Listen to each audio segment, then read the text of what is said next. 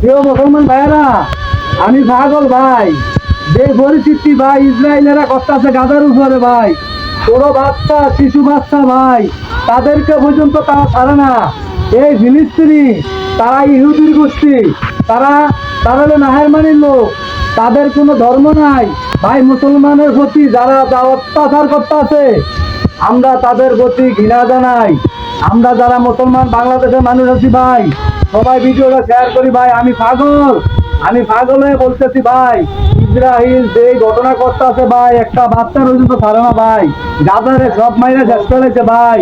ও ভাই, আমি সহ্য করতে পারি না ভাই। আমি যদি পাইতাম ইসরায়েলের ভাই, আমার কাছে যদি কোনো বন্দুক থাকতো, তাহলে ইসরায়েলের আমি কি করতাম জানেন? ইসরায়েলে তাদেরকে সব দিগুলি করে মারতাম। আমি নিজে ভাই সহ্য করে থাকতে পারি না ভাই। আমি মন চাই আমি বাংলাদেশ থেকে ত্যাগ করে ভাই ইসরায়েলের ইচ্ছা তাদেরকে সব ফায়ার করে দেয় ভাই।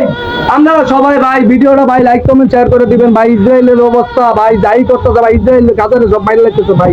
আমরা সবাই ভাই লাইক কমেন্ট শেয়ার করে দেন ভাই। ইসরায়েলের প্রতি আমগো ঘৃণা জানাই ভাই, গাজারে সব